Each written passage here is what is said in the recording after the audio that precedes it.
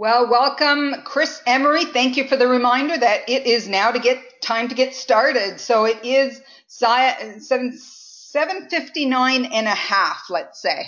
Anyway, let's get started. Welcome, everyone. Thank you so much for joining me this evening to hear more about our new fundraising program.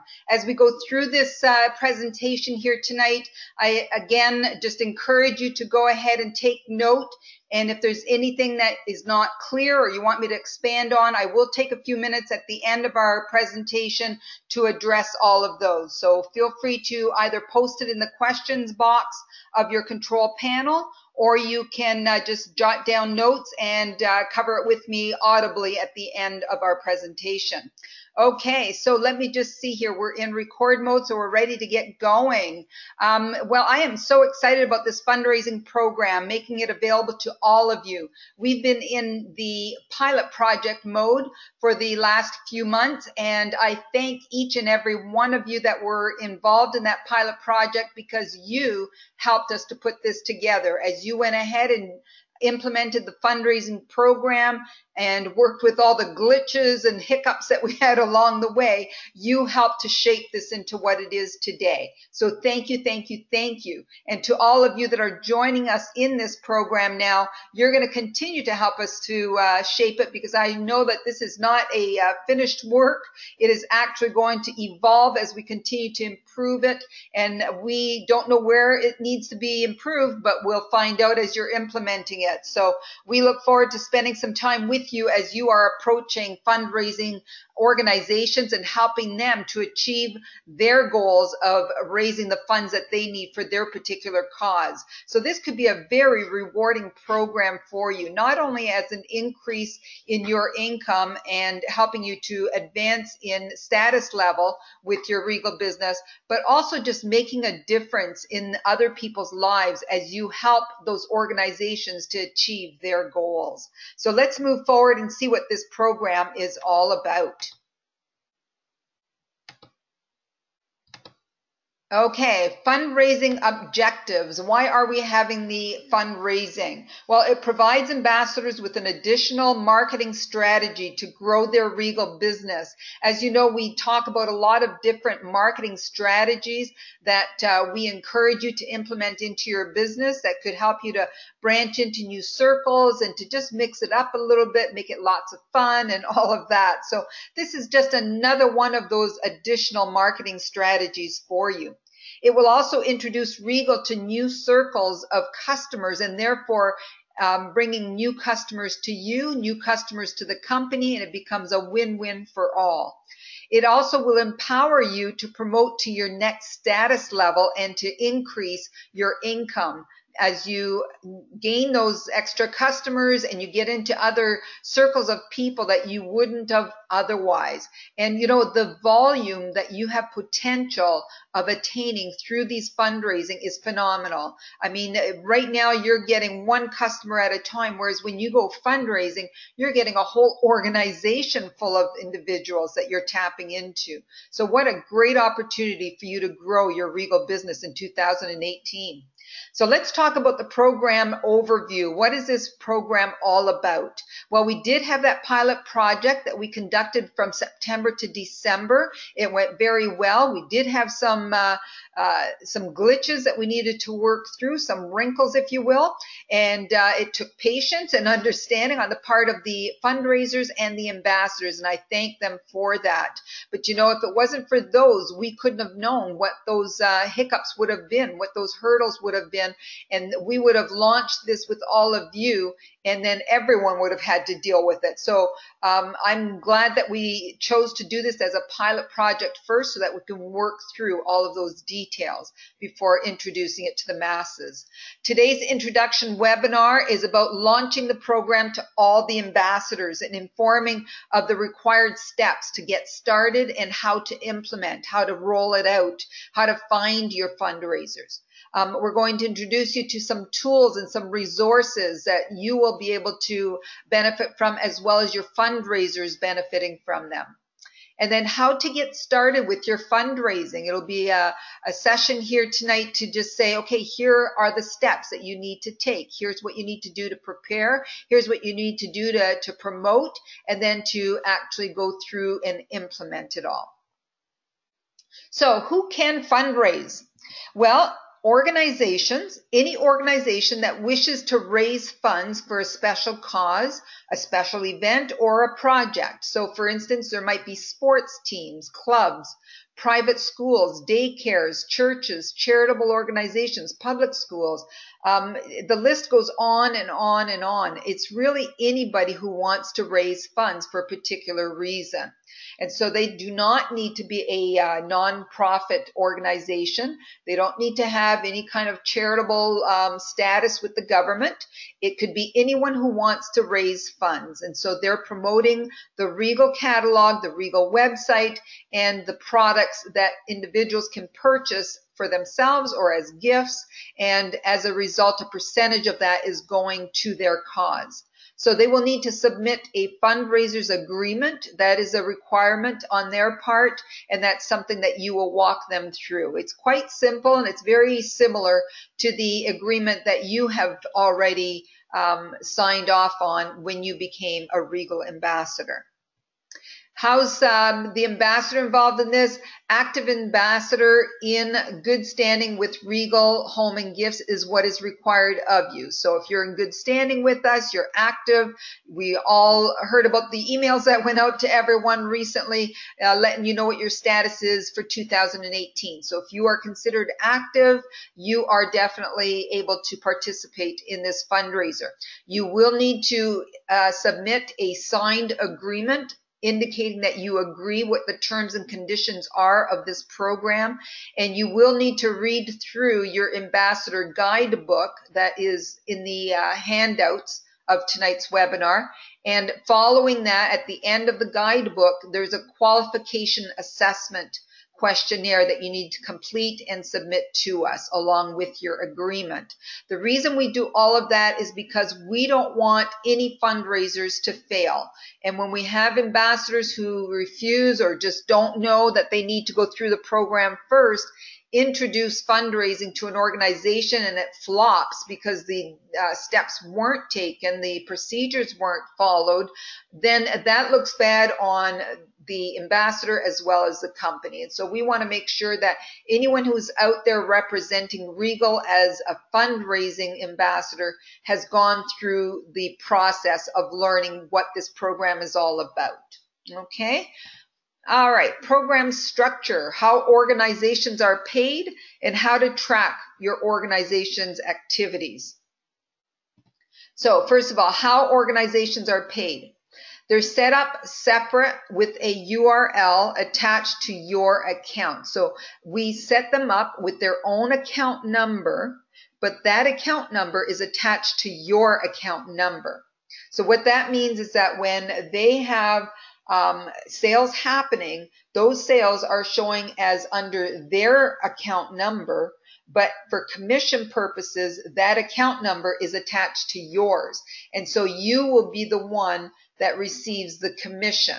And when you receive that commission, it will tell you that it's for that particular fundraiser, or like it's for your personal ones in one email and then your fundraisers in a separate email, so that they're not in the same commission report, making it real simple for you to know what they've earned and what is not part of theirs. Okay, now it's going to be your responsibility to pay them. So we pay you, and it's your responsibility to then look at that commission report, figure out how much of that did you promise them, what was the percentage that you committed to, and then you will send them that. So when we pay you for those sales, you're getting your regular commission rate on those sales for that fundraiser.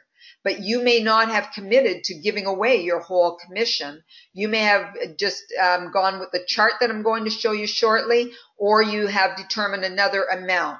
So whatever that amount is that you determined at the beginning of your relationship with them is what you're going to calculate on those sales that are shown in that commission report. Okay? And if that's not clear enough, we can certainly go through that during our question time here tonight. The ambassador pays the organization their share within 5 business days of receiving their own. That means by the 10th business day of every month, you need to pay your fundraisers for what they earned the month before. Okay, so this being January, the month end will be January 31st is the last day of the month, and it's the last business day of the month. And so month end is January 31st for this year, for this month. And then 5 days after that, 5 business days thereafter is when you expect the commission to show up in your bank account. Now you have an additional 5 days on top of that to pay your fundraiser what you owe them. That gives you a chance to receive your email commission report, to calculate what you have promised them, and then to do whatever means of payment method that you agreed to with them. So on the application, it gives them options on how they'd like to be paid. And so it gives you plenty of time to process whatever needs to happen there. Okay. All right. So how to track what they're doing. We provide a URL to your fundraiser. That means that every fundraiser has their own replicated website, just like what you received when you got started with Regal.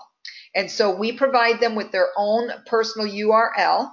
And at the top of that URL is their organization name, the contact person that they have designated to work with you directly, or it may even be your name that they'd like on the top there, along with the email address. Now, they also have a dashboard just like you do. So they will be able to log in with their email address that they placed on the application form and a password that you will determine. Okay, more on that in the guidebook. Organization and the ambassador can track the sales in real time by looking at their dashboard. So you want to make sure that the password is never changed, okay, by you or by them once it's determined. Once you've set it up initially, you want to keep it at that so that either one of you can go onto the dashboard at any time to see how the sales are. Okay, that will help you to track what their sales are, so you can also record it in some other form so that you can calculate what the commission is, and it doesn't mean that you have to do it all in that 5-day period at the end when it's commission time. Okay, so I would suggest that you track those sales on a daily or every second day, depending on the volume that's happening in that fundraiser. But do check it regularly and make sure that you're recording it. And again, commission is only paid on subtotal, only on the product value, not on the taxes or on the shipping. Okay, so that's a great tool for you and for your fundraiser to be able to track your sales on a regular basis. And then the ambassador monitors the sales activities and encourages the organization along the way. So that's another great reason for you to have access to that dashboard and to see their sales in real time so that you can keep encouraging them. You want to make sure that you are on track with how they're gauging according to their goal. What is it they want to achieve, and just encouraging them along the way and congratulating them as they hit certain milestones. Okay, how do they place their orders? We're going to talk about 2 different ways in which their supporters, their members of the club, or whoever it is that they're appealing to help them out with this fundraising effort, how do they place orders? So I'm going to suggest these 2 ways. They can shop just from the catalog, and or they can shop from the catalog and then go online and shop, or they can just go online, go on their website, the fundraiser's website. Okay, so it's either catalog shopping and or online shopping. Let's look at each one of those to say what is the process that is taken for either one of those options. Okay, so let's look at the catalog shopping first of all. The organization purchases catalogs and hands them out to their members, the supporters. Okay, now, I don't know if you caught that, but it's the fundraiser that's going to invest in purchasing those catalogs. That's one of the key questions that we had when we were going through the pilot project was, does Regal provide the catalogs, or is it up to the ambassador to purchase them or the fundraiser? And we have passed that on to the fundraiser to purchase their own catalogs. And so if you choose to help them out with that, that's totally up to you. However, I don't recommend it. I recommend that you present it to them as a small investment in getting the funds that they are looking to raise. And so, we've done several different types of fundraisings in our life, I'm sure. And sometimes you do need to put a little bit up in order to make it work, to make it as successful as you can. And other times you don't need to put anything up. Well, we have chosen to not have to recapture that cost any other way. Just put it out there for the fundraiser to invest in their efforts to raise these funds. So you want to make sure that that's clear to them right from the start. It's in all of our literature, and it's something that's in our recording and all of that. So it's not going to come as a surprise to them if you're using our tools. But you just want to make sure that that is clear when you're signing them up. Okay. Orders are submitted to contact person by phone, email, or in person. Let me explain that a little bit further. As I said earlier, the organization, depending on the size of it, may want to set up a contact person, someone in their organization who is going to be in contact with you on a regular basis. So they're your point person to that whole fundraising campaign. Now, the orders that their supporters are placing can be submitted to the contact person by phoning them with the order, by emailing them, or by in person. If it's a school, for instance, when they pick up the children or drop them off, they can bring the order to the office and leave it with the contact person. Okay. Now, for some organizations, they're a small organization, but yet very busy. They don't have time to maintain those kind of administrative activity, like collecting orders and submitting them online and all of that. So you will likely need to do a lot of that yourself. And that's just what you do as a way of servicing them so that you in turn are also benefiting from this fundraiser. So you can set it up so it's a contact person and you're going to coach them. You're going to make sure that they are clear on how to place the orders, or you can choose to do that yourself. Okay, but either way, the orders are submitted by phone, email, or in person. Let's talk about the order summary sheet. This is a sheet that we have in the guidebook, and it's a form or a sheet that you would make sure all of your fundraisers have right from the get-go. When you're doing the orientation visit with them, you'll leave them with a copy of it. You want to make sure that they're making a copy of that order summary sheet to go in every catalog that they're handing out. What is the purpose of that order summary sheet? It's much like when we've done fundraising with a lot of other organizations, and it lists, it has a whole lot of lines so that you can fill in who is purchasing. And so it's not just one sheet per customer, it's a summary sheet of all the orders they've collected. And so each person who's getting a catalog is encouraged to show that catalog around to family, friends, coworkers, neighbors, just like we do with other fundraising efforts for chocolates and cookies and all the rest of it. Okay, so that summary sheet is actually, each line is going to be for one customer. What is it that they ordered? Now, if they ordered more than one item, they can take up several lines. It just means they need another copy of the order summary sheet. Okay, and that's a great problem to have.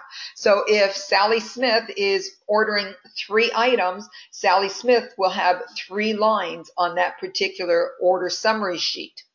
Now, when they have that order summary sheet completed, filled, or they're done showing the catalog and collecting orders, they bring that to the contact person or to you, whoever is managing that, and then the person who's submitting the orders will have that order summary sheet as the basis for entering the orders online. Okay, so here were the 2 choices. When you're doing catalog shopping, they could submit the order summary sheet or entered on their Regal URL. So the contact person gets the order summary sheet. They either hand it to you or they actually enter it online themselves on their website. Okay, so I hope that that's clear. It's catalog shopping, and it's getting catalogs into all the hands of people who are supporting them, that are going to help them raise their funds. A order sheet is going to be filled out, however many are on there, and then it's submitted to the contact person or the ambassador, and either the contact person or the ambassador is going to enter those orders now onto the Fundraisers website. Okay? All right, flip over to the right side of this sheet, and you see the online shopping. This is for supporters of the organization who are computer savvy. And so they don't need to hand in the order because they know how to go on the website and enter the order themselves. Well, they are certainly welcome to do that. And in the introduction letter that we have prepared for your fundraiser, it even explains that that's an option if they prefer to just go online on the fundraiser's website and enter that order themselves. We do encourage them in that intro letter to show the catalog around still to other friends, family members, co-workers, collect the orders, and even if they want to order online, they take all of those orders themselves and enter all of them as one order, as a combined order, just like you do many times for your several customers. And why do you want to do that? For the same reason as why you combine orders right now with all of your customers, so that you can get over $150 in orders and get $10 off on shipping, and then charge each customer a percentage of the shipping so that it's covered with everybody who has ordered through that supporter, that customer. Okay, so they can hand it over to you or the contact person, or they can do it themselves. All right, so encourage the organization to set a goal. Keep them informed of the progress that they're making. They might be watching that themselves in the dashboard, but it's great to get an email or a text or a phone call from you congratulating them on the orders that have just come in. Okay, so stay in touch and just keep encouraging them to reach for that goal that they set with you at the beginning of their program. All right, so what are you going to pay your fundraiser? This is a payout plan that we have set up as a suggested progression. Okay, you could choose to pay them whatever you want within the commission rate that you get, because you are sharing your commission with them. Okay, and so you say, well, why would I want to do that? Because in the volume, it's going to help to escalate you up to the next status level. It's going to help you to reach the qualifications that you need to reach annually. It's going to help you to just get all of those extra customers, because when that fundraising campaign is over, those customers have purchased products. They're going to want to keep buying from you. So you now have other customers to keep servicing. Okay, so that's why it's okay to give away some of your commission and be good with that. So let's say that we're looking at this table as a option, especially for those of you that are just getting started. You're at the ambassador level, you're earning 12%. You don't have any option. You can't give them 15, 20, 25% or even 30 or 35 because you're at the 12%. So for those of you that are at the 12%, you can legitimately say, this is our fundraising pay scale. And so when you do 0 to 499 in product sales accumulated throughout your campaign, you will receive 12% of that. When you reach the 500 mark, I'm now going to increase that to 15% for you. And when you reach the 1,000 of accumulated, I'm going to reward you at 20%. And when you reach 2,000 or more, you're going to be rewarded at 25%.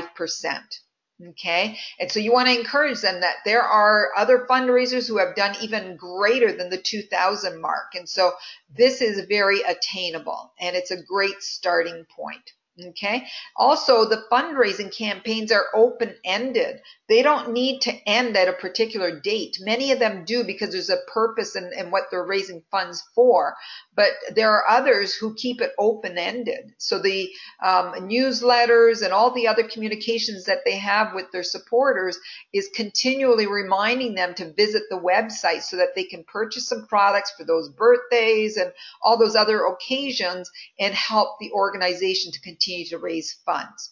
Okay, so this is the table that we use. It's in the recordings. It's in the material that we share with them so that you can go buy this. Okay, so now let's say that you're at the platinum level or diamond level. You may say, well, I've got the 30 or 35% to work with, and you do.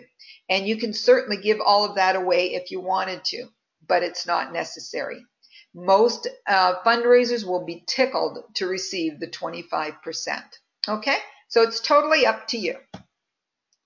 All right, so as I said, it's a quick way to status promote and get the volume happening and add customers. Okay, so fundraising is easy as ABC. If you can remember these 3 things, it's 3 steps that you're going to remember in all of what you do. You're going to approach the fundraisers. So you approach those organizations that I listed earlier or any others that have come to your mind. You're going to be confident in the program that you're presenting. You're going to be confident in the company that you represent. You're going to be confident that they are able to achieve their goal. It is attainable. And so that confidence is going to be contagious. It's going to be something that's going to be of inspiration to them. It's going to spur them on to keep working towards what it is that they're looking for. So approach, be confident, and then coach them.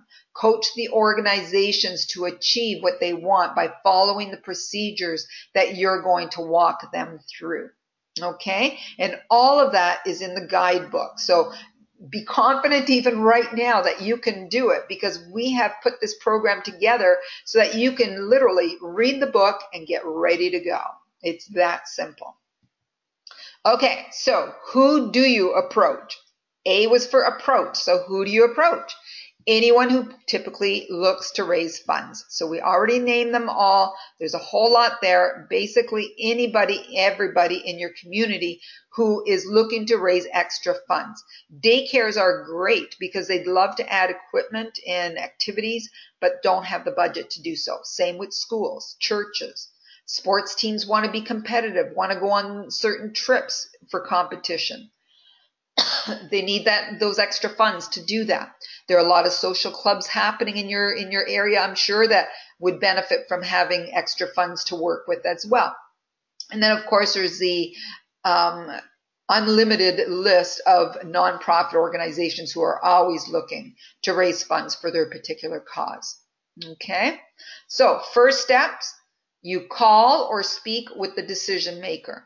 Okay, it's great to call a place and speak with the receptionist, but ultimately you want to get to the decision maker. You don't want to make an appointment with somebody who's just going to listen and then say, well, I need to run it by so-and-so. Okay, when you're setting an appointment, you want to make sure that you ask, is this decision yours alone? Okay, and if they say no, somebody else would need to make the decision with you, then you say, can we see what appointment would work for all of us, them included? And that way it would save you and I and them a lot of time if we can all meet together and see if it's a fit for you. Okay? And then 2, briefly tell what you have to offer. You don't want to give them the whole enchilada on the phone or even in person if you're dropping in at a school or whatever. You don't give them the whole story. You're really just looking for an appointment at that time, because we have the tools for you to present properly when you get into that appointment. Okay? So the phone call or the face-to-face is really about introduction, getting them excited about the potential that there is here for them, and then setting an appointment to hear more. Okay? And then send them a thank you email immediately after you've spoken, confirming when you are getting together, where, when, and perhaps leaving them with the recording link. There's a short 5-minute recording of what the fundraising program is all about. You can have a look at that and choose whether you would include that in the email or not. You can show it when you go there for the presentation if you have a device to be able to show it. Okay, if you have a tablet or a laptop with you, or if they have a computer right there.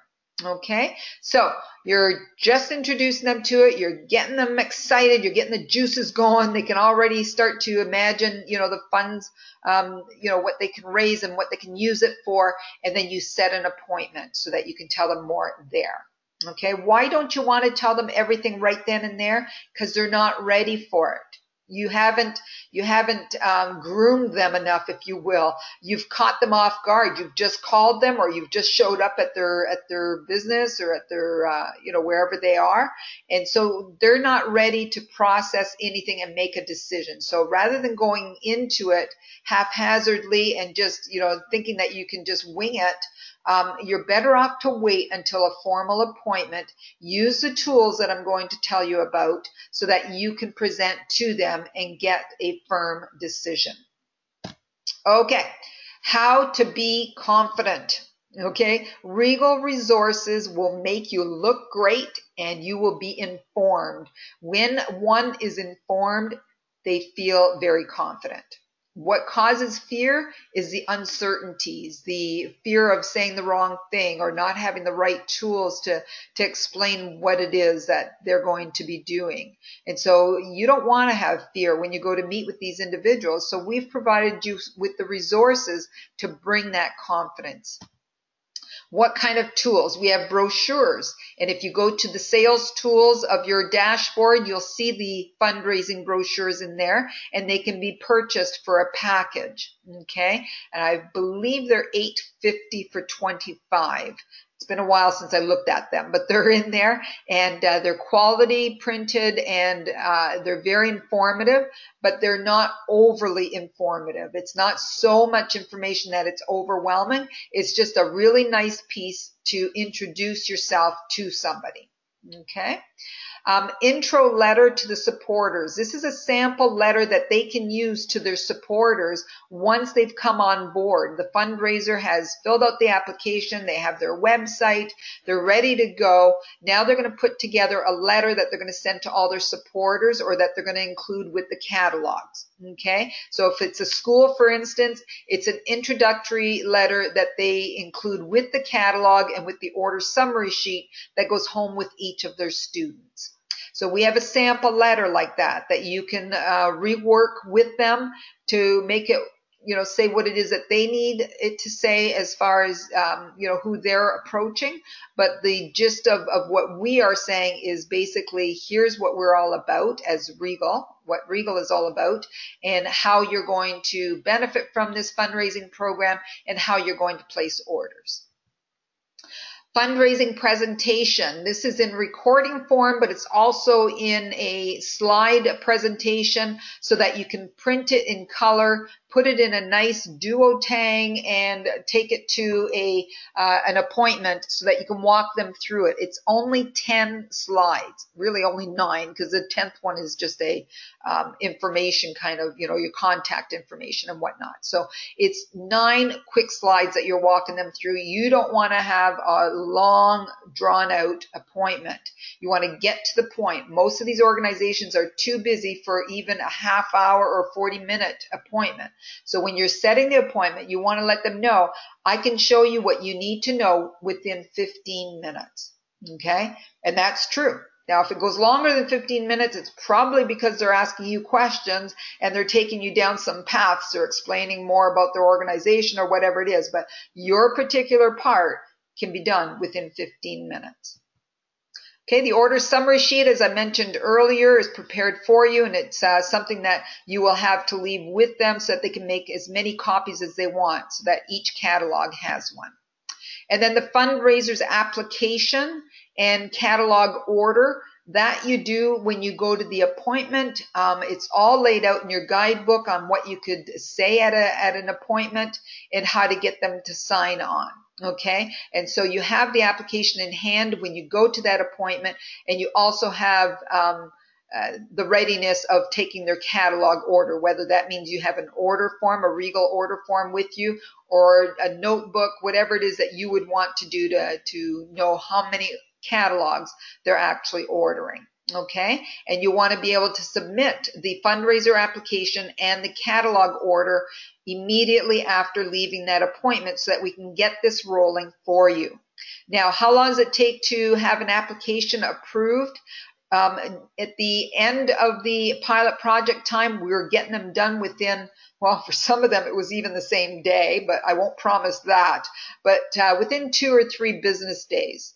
And so what that's what we were doing during the pilot project at the end.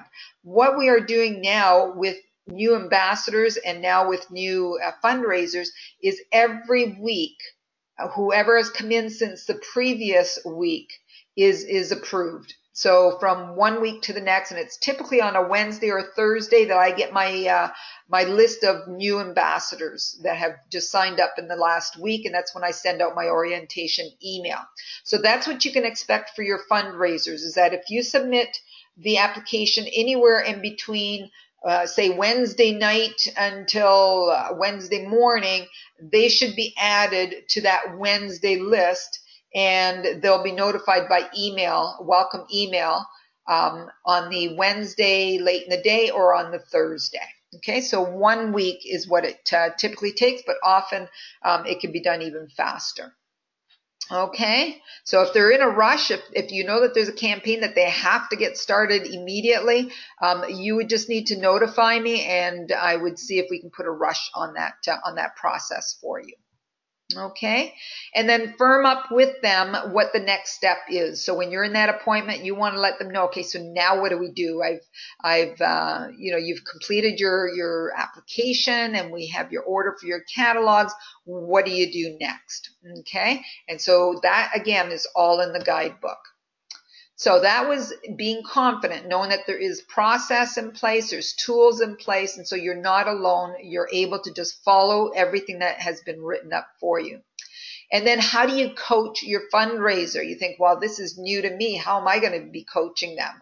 Well, again, because we're going to give you the tools and the knowledge. So decision is made at the intro. Let's say that you're at that appointment, the introduction appointment, and they've made the decision. They're signing on. What do you do? How do you coach them from there? Okay, so they submit the application to you. You submit it to Regal. Contact the organization when you receive the welcome email. We send the email, the welcome email, to you, the ambassador, so that you can have a look at that email. Perhaps you'd like to personalize it a little bit at the start of the email or at the end of the email.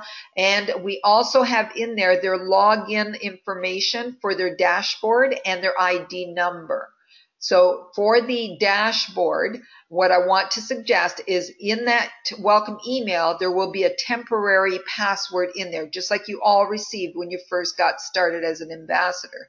I suggest you go into their dashboard. It gives you the opportunity to try their dashboard, make sure that it's working with the email address that was given. You go in there. We've already tested it, but you just want to know, you want to have that confidence again. So you go on the dashboard, you log into their dashboard, see what it looks like, and then you change the password. And that goes, when you're in the dashboard, you probably already know how to do that, but it's contact information. You open that and it gives you the opportunity to change your password. You want to change the password so that it's not the temporary one anymore. It's one that you will remember, they will remember, and you will both share and leave on that dashboard forever so that you can both have access to it. So when you do the change of that password, you want to go into the welcome email where it gave the temporary password and take out the word temporary password and just say your password is, and give them the password that you've just set up. Okay, so why do you want to do all of that? Because temporary passwords are just that. They're temporary. And you don't want your fundraiser to be confused as to what they need to do to change that. You want to facilitate that for them. So just take away that added effort that they would need to make and just go in there and change it for them and make sure that it's in the welcome email for them before you send that email. Okay, so they're not receiving the welcome email. You're receiving it, and it's up to you to forward it to them. And then set a date for orientation visit. You've had the introduction visit. Now it's an orientation visit where you're actually going to come together. You're going to talk about the intro letter, who their supporters are, how they're going to get the catalogs to them, who's going to collect the order summary sheets, who's going to put the orders into the website, all of those kind of details. So how to launch it and how to maintain it throughout the whole campaign. So again, if there's a contact person that they've assigned, that's who you're going to do the orientation visit with. If there is not a contact person, you're going to meet with your key person at that fundraiser so that you can let them know the steps that you're going to be taking and what they need to do. Okay. All right. So let's say that you're at the intro appointment and they did not make the decision. They weren't ready to make a decision yet. So now what? Okay. Follow up with them in another week. Perhaps they said, I need to think about it. This is perhaps not the right time. I need to talk to one more person who would help make this decision. Whatever reason that they've held off. Okay. You want to let them know that you respect their decision and that you would like to follow up with them. And so it might be 2 or 3 days, or it might be a week. You want to gauge that according to what reason they gave for not getting started right away. Okay? But you do want to follow up. It's so important. Don't just take it as it's a no and it's a no forever. Okay? It's not. It could just be that they need to go through this time because they're dealing with other things, or as I said, they need to speak to somebody else, or whatever circumstance. Okay, make sure that you've answered all of their questions and addressed their objections before taking that note too easily. Say, are there any questions that you might have in your mind that I can answer for you at this time? Perhaps, if you are going to do this fundraising sometime in the future, this information would be helpful as you prepare for that time. So go through it just like you would with sales, just like you do when you're selling and people say, no, thank you, I'm not interested. Do you stop right there, or do you just ask 1 or 2 more questions to gauge them? Because quite often no is really just somebody saying, I don't have enough information to make that decision right now, but they won't tell you that. So just ask questions. Okay. And then meet with the decision makers. So if they didn't have all the decision makers there and that's why they couldn't make a decision, set an appointment so that you can come back and meet with everybody who is going to help make that decision. And then ask them, when do you think the organization will be ready to benefit from such a program? Okay, just get comfortable with that. Repeat it over and over so that you get comfortable with it, because it's not a pushy question. It's simply a need information kind of question. So when do you think the organization may be ready or will be ready to benefit from such a program? Okay, that's a question that you can ask when they are undecided or when they're saying, no, thank you, it's not for us. Okay, ask the questions. Are you looking to raise funds sometime in the future? What kind of things would you be raising those funds for? Try to paint that picture for them. Okay? All right. So, I don't want to get into a whole lot of sales training here tonight. We're talking about the fundraising program. But if you need help with any of that, anytime, if you find that, you're getting the same kind of objections or whatever, let's talk about it, because quite often you get the same objections over and over again because it's something that you have not yet gotten comfortable with. So let's chat if that's happening in your life, okay, for fundraising or for any of your sales. Okay, resources and tools for the organization. There's the Fundraising Made Simple, and that's the presentation that I talked about that you can print out, the 10 slides, but it's also in a 5-minute recording that could be also listened to with them or sent to them by email. It's the recording that we actually send when anybody inquires about fundraising now. We send it to them in an email. And then if they are interested, once they've watched that, that's when we set them up with an ambassador. And then Fundraisers brochure and your sales tools that I mentioned earlier, a great trifold brochure that is a great marketing piece. Fundraising application, and that's online. It's going to be turned on tomorrow morning because we're waiting until we had this webinar, but it's ready to go. It's at the regalhomeandgifts.com website, not the regal.ca. So regalhomeandgifts.com, and just as there's a tab at the top for become an ambassador, you're going to see a tab for fundraising. And there's a whole lot of information there. And again, it takes them down to a section where the application is. And they can either print a PDF copy of the application and send it in, or they can enter their application online. Fundraising promo posters. We've put together some posters that they can put throughout the community or in their office or in the school, and there are different ones to choose from. There's no cost for these posters at this time. We're just making it available to them so that they have those kind of marketing tools to promote their fundraiser. And so those are available to you, and once you've gone through the process of becoming a approved fundraising ambassador, I should say, we will send you those promo posters that you can tailor to them. And so more on that as you go forward in the process of applying for fundraising with us. Order summary sheet, that too, it's in your guidebook. So you just you'll see it in the guidebook. That's not the copy that you want to print out because it's small. It's just to show you what it looks like. And so that will be sent to you once you've been approved for this program as well. You'll get the full-size one that you can forward to your fundraisers. And then there's catalogs for the organization as well, and we've talked about how they need to order those.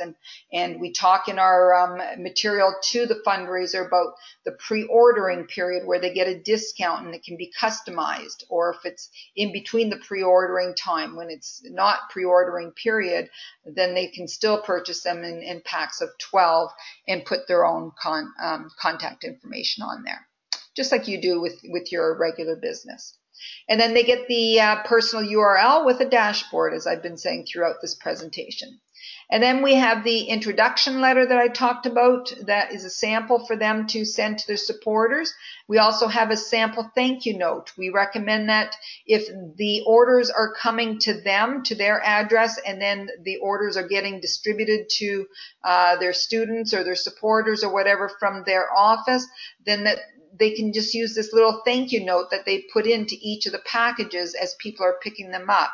And that thank you note is just thanking them for being a part of this fundraising campaign, reminding them when the campaign deadline is so that they can continue to promote it to their contacts. Okay, resources and tools for the ambassador. There's the ABCs to Fundraising, which is the ambassador's guidebook, and it is attached to today's webinar. So if you look in your control panel, there's a section called handouts. I was mentioning it to those of you that were arriving early before we got started. If you open up the handout section of your control panel, you'll see ambassador's guidebook there as a PDF. And when you click on that, and you probably don't want to do that right now because you'll lose my screen that I'm talking to you from, but I'll give you some time to do that before I shut us down here tonight if you haven't done that already. And so I'll talk about that again at the end of the webinar, give you opportunity to do that. Okay, so you do receive the Ambassador's Guidebook, which is I think it's 24 or 26 pages long, so it gives you a lot of information on doing this program.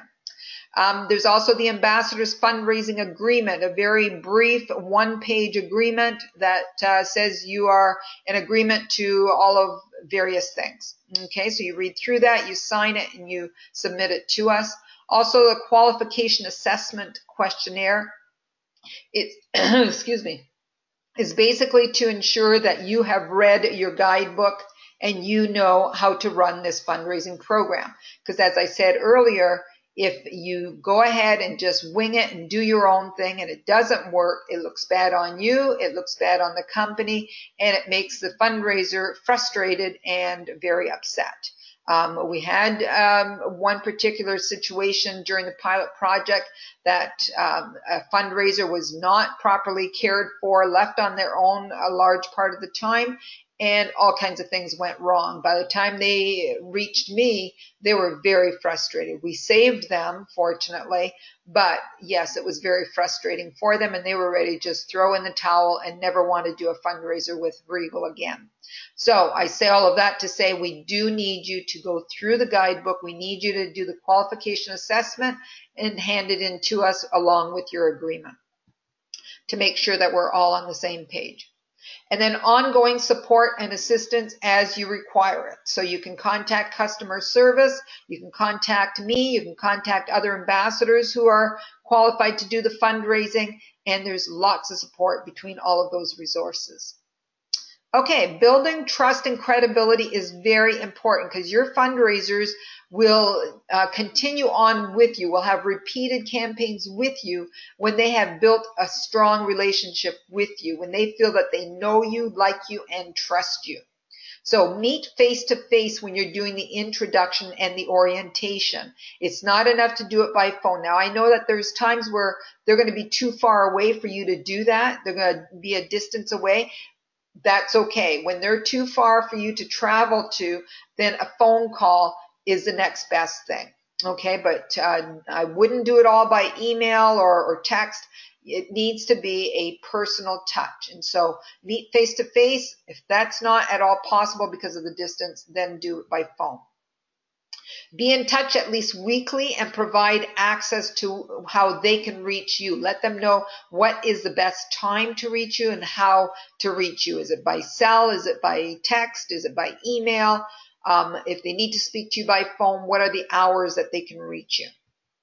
And then be a cheerleader and a hands-on doer for them. Whatever you need to do to make them a success, that is what you need to do. Go the extra mile. And when you do, you're going to have a long-term fundraiser who's going to want to come to you time and time again for campaigns. And so be that cheerleader that they need and be that person who's going to be hands-on doing whatever it takes to make it work for them. And then provide support and assistance in a timely manner. When they have a need, get on it immediately. You might have a day job and you think, well, I can't get on it right away. I may see it by text while I'm at work. Understanding. Totally. I totally understand that. But make sure that as soon as you get off work that you're able to let them know, or on your break time, send them off a quick text and just say, I'll be in contact with you after 5 p.m. today. You know, something to that effect. Get on it in a timely manner, because when they're having challenges, they feel alone, that's when they start to say, maybe I don't have time to do this. Maybe I did the wrong thing by getting involved in this. Okay, so you want to make sure that you're taking good care of them. And then ensure that the process is crystal clear to them from day one. So once they're ready to launch, make sure they understand exactly who is going to be doing what and when, okay? And what is the process for their supporters as well as for them and for you. Make sure that is all crystal clear. And that is what they will learn at the introduction and at the orientation visits. And then follow up every step of the way. No matter what it is that you are talking to them about, there's always a need to follow up. There's always something that needs to be said or done as a result of that particular correspondence. Okay? And you are not alone. So while you're holding their hand and you're helping them, we are here to help you as well. So ask for assistance whenever it's required. Don't hesitate to contact us. Contact customer service. If they don't know the answer, they'll pass it on to me. So I've been training them as well as we went through the pilot project. So they know a lot of information about the fundraising, but there's still some of it that they don't know. So ask the questions, and if they don't know it, they'll pass it on to me. Okay? And then other fellow ambassadors who are doing the fundraising, tap into them on Facebook, by private message, by phone, by email. Find out how they're doing it. How did they overcome certain things? How did they get the results that they're looking for? You know, all of those kind of things that as you're all learning this and experiencing it, you can help one another. And then know the fundraising program inside out so that you may speak confidently and informatively anytime you are up in a conversation with an organization that can benefit from fundraising.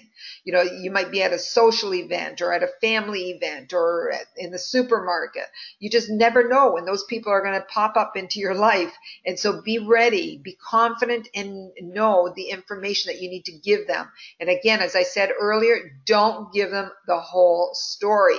No matter where you are, when you start a conversation about fundraising, when you're just initiating it, that's all you're doing is initiating it, and you're setting an appointment to tell them more. Just tease them a little bit with how exciting it is, but that you really couldn't do it justice to tell them any more right now. And so let's set a time when we can get together. Okay. All right. So what are your next steps? You're going to read the Ambassador's Guidebook before you reach out to any fundraisers. So don't start calling those fundraisers until you've gone through these steps. Okay. Make sure that you're ready. If you go in there haphazardly, you could throw away that opportunity. It could be a great one that you've thrown away. So read the Ambassador's Guidebook. Complete the qualification assessment questionnaire, which is at the back of the guidebook. It's 2 pages and it's multiple choice. So it's and it's open book. You can even use your guidebook as you're answering it. Okay. And the ambassador's fundraising agreement needs to be signed and returned along with the assessment questionnaire. When you do that, when I receive your qualification assessment and your agreement, I will then send you a fundraising package by email, and you will be able to read through all of those resources, get familiar with it, so that you can then go out and start speaking knowledgeably to organizations. So you're going to begin that 3 ABC step, okay, by connecting with the organizations and initiating campaigns once you've done those first 2 steps. All right. So there you have. Ask Regal for assistance whenever needed. So it's email or telephone or private message with me. Anytime you need assistance, don't hesitate. Okay, I'm going to see if there are any questions posted. If you have any questions at this time, you can put those into the question box and I will cover those here. Or if you want to, let me just see here, open up this box. If you want to ask audibly, you can just click on that little hand symbol that we talk about at the webinars, and I will see that you have a question and I can open up your audio so that you can pose that question. Let me just see if we have any here. We do. Okay, Sheila Higdon, I see that your hand is raised. Oh, you just put it down. That must have been from earlier. Okay, so Sheila, if it is a question that you want to ask now, you can certainly put your hand up again, but I saw that it just went down. Let me just see who else we have. Anybody else? If you want to ask a question, just click on the little hand symbol. Okay, Fran, I see your hand is up. Sorry, Fran, and you're unmuted. No, that's okay. Sorry. Okay, no problem. Your hand went down. No problem. Yeah. Okay, thank you, Fran. All right, let me just see here. Anybody else with their hand up? Chris Emery, your hand is up.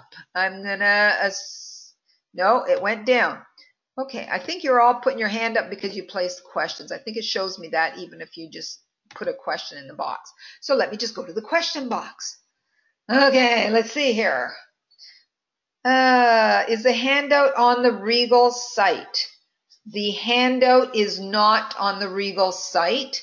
That is a very good question. Never even thought of putting it there. I'll have to give that some thought and see, do we want it to be up there for the public to be able to open it?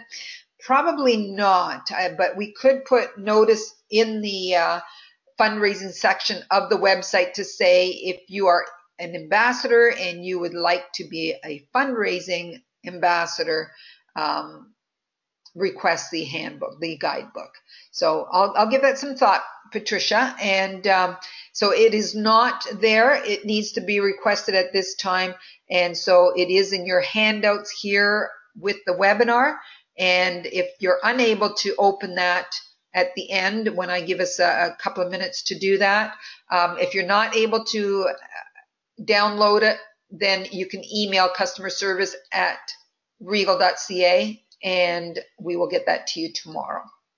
Okay, Heather Jean, I am currently running 3 fundraising with pilot project. Yay! Doing a great job, Heather Jean. One group is very involved and spent large amounts of money to pre-order catalogs. The other 2 I gave catalogs to on sign up but have not bought any since. Also, no sales from them. Well, isn't that interesting? Because, you know, that is indicative of other things too. When over the years, I've noticed that when you pay for somebody's starter kit, they typically do not do anything. And so that's another great reason for not providing catalogs. They just don't see the value of it if it's given to them. If they've purchased them, you can be sure they're going to get them into people's hands because they've invested the money for it. And so thanks for sharing that, Heather Jean, and all the best to you with your fundraising efforts. Susan. Sorry, I have another meeting to attend out of my home. Thanks for the info so far. Okay, no problem. And it says that Susan has left the building. So that's okay, Susan. This is recorded and you'll be able to listen to it. So you'll hear that I mentioned you.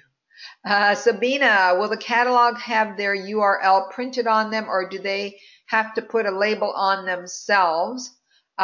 Sabina, it depends on when they're purchasing their catalogs. If they buy them during a pre-ordering period, it will be printed for them according to what they request. But if they purchase it like we are right now with issue 1 and it's past the pre-ordering time, they will get them in packs of 12 and it'll be blank on the back, so they'll have to put their own labels on them. Okay, and again, that might be something, if you're local, that you might want to help with that. You may want to go over and help them put the labels on, and it's a great bonding experience. Okay, so I'll leave that between you and them, but that could be a great time for you to just come together and show that you care and that you want to help them. And then Sabina also asks, how long can a fundraiser stay open? 30 days, 90 days, or 60 days? Sabina, it's really wide open. They can stay open unended. We have some of those fundraisers who there's no end to it. They keep it open all the time. So they have the website and they keep communicating it to their supporters on an ongoing basis. When it's long-term like that, you want to make sure that there's periods of time where they really do a thrust of it. And so there might be, some kind of an incentive or something for their fundraising during a period of time. And then they just leave it open for another period of time. And then they come back with another, type of incentive or a big wow, promotion of the fundraising. So long term, you do need to kind of, keep awakening people to the cause. Otherwise, busyness of life keeps them just unaware of what's going on with that fundraising effort. Okay, but short terms work very well too. And so on the application, there is a section where your fundraiser will actually indicate when their fundraiser is starting and how long it will run for. Okay, and then Chris, what recording is it that you send via email? Could you send me the email, please? Sure, Chris. Text me after this webinar and just let me know that you'd like me to send you that link. And so that's it's on YouTube. And so you could even search it on YouTube. Just go to YouTube. Actually, let me think here if that is public. I believe it's public setting. But anyway, go to YouTube and try that Regal Home and Gifts and fundraising, and it may come up. It's a 5-minute fundraising video. But Chris, I can send it to you as well. So just send me a reminder text afterwards. And then Carol says, hey, Carol, sorry, was really late getting here. Missed the first half hour. If already said, please repeat. Will this be posted somewhere so us unpunctual type people can catch up with what we missed? Absolutely, Carol Velton, no problem. As we do with all other webinars, we are recording this and we will be posting it on Facebook and on YouTube. Okay, so you will have that sometime tomorrow morning, if not tonight. Okay, and moving right along here because we are after 9 o'clock, I do want to keep us close to the 9 o'clock time. Those of us, this is Heather Jean, those of us already on the pilot project, do we need to re-request to be in the fundraising? No, you served your apprentice, Heather Jean. You don't need to do that. You don't need to do the assessment questionnaire, but you do need to fill out the application or the agreement. It's just a one-pager, just sign it and return it to me. Okay, just so we have that on record. Sabina, who is responsible for paying for the orders? Can they use various credit cards? The same as you do with your customers, Sabina. You're submitting their order just like you submit your customers' orders. So they have the same ability to use credit card, PayPal, e-transfer, all the ways that we offer your regular customers. Okay, Chris tells me the guidebook is 24 pages, so I guess, Chris, you were able to download that guidebook. Congratulations. Okay, Wendy Franco. Carol, if the orders are paid in the next pay period, are there instructions for how to reimburse any returns? That is a good question. Returns is not something that I had addressed in there. It would work in the same way as we do for our regular customers. So if the orders are paid in the next pay period,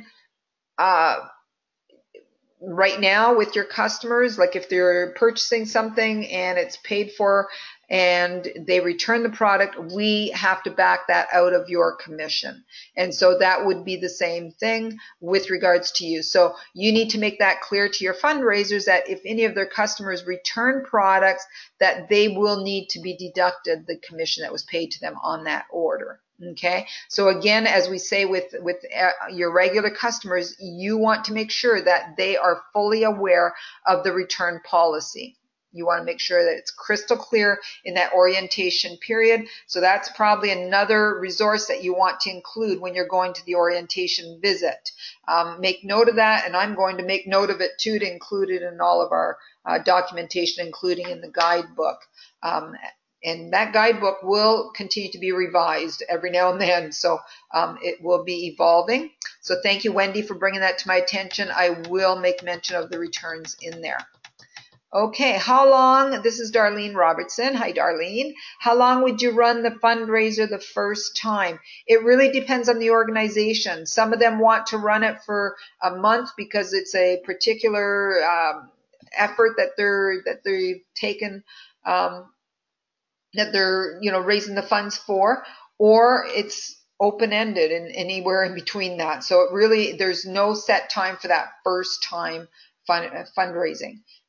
Work with the fundraiser, find out what it is that they're wanting to achieve, how long do they want the fundraising campaign to run. All of that is discussed in your intro time with them.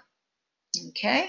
Hope that answers your question. Diane Mock says, is the password that is created used by all customers ordering through the fundraising URL, or do they create their own password? Customers who are using the fundraiser's URL will create their own password, just like your customers do now. When your customer goes on your website and registers so that they don't have to keep putting their address in all the time, they do their own login, and so will their customers using their fundraising website. Okay, so that website or that password that I talked about is actually the one that belongs to the fundraiser so that they can see the sales of everybody who's ordering on their website. The customer doesn't see that. They only see their own order. Okay, Krista, is there going to be a Facebook group just for fundraising? I gave that some thought, Krista, but I thought, no, let's not segregate it. Let's keep it all together, because that's the excitement of, as you're talking about fundraising in Facebook, other people who may not have considered it or maybe not even aware of it would all of a sudden say, what is that program? Where do I get the information about that? So we're just going to leave it out there for y'all to converse about the fundraising as you feel free to do, as you wish to. Diane Mock, are the catalogs ordered separately by the fundraising group? You order the catalogs just like you do any other time. So in pre-ordering time or not in pre-ordering time, they order it through their sales tools, or you can order it for them. Again, it's just a matter of how computer savvy they are, how busy they are, how much of that you'll need to do to help them out. But they order catalogs just like you do right now as an ambassador through the sales tools. Okay, Cindy, I missed the beginning of the webinar. How do the fundraiser get their money? And do the ambassador pay them out of their commission? Yes, they do. And Cindy, this is recorded, so you can go back and listen to that. But just quickly in a nutshell, we pay you all of the commission for all of their supporters' orders. And then you have determined from the beginning what percentage you're going to be paying them. And we talked about those percentages. And whatever you have decided that is the percentage for them at the get-go, you want to make sure that you are paying that based on what orders came through their website, meaning through their fundraising program. Okay, so I hope that answers your question, but listening to this webinar again will clarify it. Jean, can you reactivate a fundraiser that had an end date without another application and use the same URL? Yes, we do not close the URL. If they go a whole year without using it, then we'll close it at the end of that year. But just like an active ambassador, as long as you're placing orders, you're considered active. So in that 1 year period. And so a fundraiser is the same thing. If they've placed orders in that 1 year, their account is still active. They just go right into the next year, just as you do. However, if they're not active, then you would want to, be in touch with them and ask them if they'd like to keep their account active, and if so, they should place an order before the end of the year if it looks like they haven't. Okay, but if they're active fundraisers, that shouldn't be an issue. They should be having orders throughout the year. So yes, they do keep the same URL. Once it's given to them, it's theirs. Stacy Day, once they are closed, once they are closed, the fundraising, does their URL get deleted or does, okay, that was what I just said, right? Sorry, Stacy, somebody beat you to that one. Okay. Heather Jean, fundraisers requests sent directly to head office. How are you choosing what ambassadors get the group? Okay, fundraisers who are, like on the application, it says, if you are working with an ambassador, enter their name and their ID number. If you do not have an ambassador, one will be assigned to you. We don't want fundraisers going direct to the company. We want them aligned with an ambassador so that they can properly service them and work with them. And so when a fundraiser goes to the head office, we find out where they're located and we try to put them with an ambassador who is doing fundraising and that is close to them. Hopefully like within driving distance, but if not, then it would be somebody nearby. So just as we do right now for any other leads is what we're going to do. The only different stipulation here is that no ambassador will have them unless they are qualified, if you will, as an ambassador that does fundraising. So when all of you are entered in as approved to do fundraising, you will be on that list of ambassadors who could take on fundraisers. Okay, so when a fundraiser approaches us and they want to fill out the application, they don't have an ambassador, we check with them, make sure that they didn't have an ambassador. How did you hear about us? There was nobody connected to you in any way. Then when we're sure that there was no one, that's when we would contact all of you on the list of fundraising ambassadors and say, I have somebody who's located in such and such a location. First one that contacts us gets this fundraiser. Okay, so I hope that answers your question, Heather Jean. Can the customer use the password that they have used on our personal URL? Yes, they can. Yep, they can set it up. They're going to a different URL if they're supporting. If your customer is also going to support your fundraiser, they register on their website as well. And I'm not sure whether it will allow them to set up another password. It may recognize them. But that's going to be a rare occasion anyway, that your customer is also going to go to your fundraiser. So Diane, if you come up against that one, let's work through it and we'll all learn. Okay, Heather Jean, is it the same as the pilot project? First come, first serve. That's right. It's first come, first serve for those leads, for the fundraising leads, and it must be somebody who is qualified to do fundraising. Okay, so what I am going to do at this time, let me see here. I'm going to take one more and then we're going to allow you to take that handout and download it. So last one, Carol Velton. If/when we fill out the application, get accepted, etc., How long does the status last for? In other words, if we haven't fundraised for maybe a year, will our status as a fundraiser remain the same, or would we have to redo the application process? Haven't thought that far ahead, Carol, but I think that it would probably have to be an annual thing. I think if you haven't done fundraising for a year and now you want to do fundraising, just check with us and say, is my account still valid for fundraising? And I think as long as you're active as an ambassador, there's no reason for us to renew it annually. But if you have any question, you can check with us. But as long as you're active as an ambassador, you've gone through the program, you should be good. But yeah, we'll see. As time goes on, we'll see the kind of activity that takes place and whether we need to put any other checks and balances on that. Okay.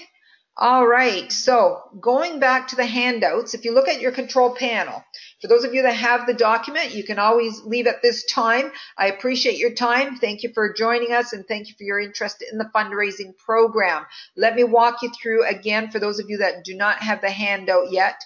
On your control panel, there's a spot called Handouts. If you click on there, you'll see an Ambassador's Fundraising Guidebook in blue font. That is a PDF. You can click on there, and when you do, it'll open up a different screen, just like when you open up a document in Google Drive. So it'll show up on your screen in large form, and if you look to the right of your screen, you're going to see a little symbol at the top right corner that looks like a sheet, like a page, and there's a black arrow going down. Okay, that's a download. If you just hover over that, you'll see that it says download. Okay, and so you click on download, and that enables you to download that document. That's your guidebook. It's your Bible, if you will, to fundraising. You want to read through it, read through all of it. At the end of the guidebook is your agreement and your assessment questionnaire that you need to submit to us in order to get started. Okay, so if you have any other questions, give me a shout, email me, private message me, or call me, and I'd be more than happy to answer those questions so that you can get started with your fundraising. This is going to be an awesome opportunity for you to grow your Regal business in other venues that you've never gone. So thank you for investing your time here tonight. I look forward to hearing some great stories as a result of you introducing fundraising to your Regal business. Thank you all. Good night, and we'll talk again soon. Bye for now.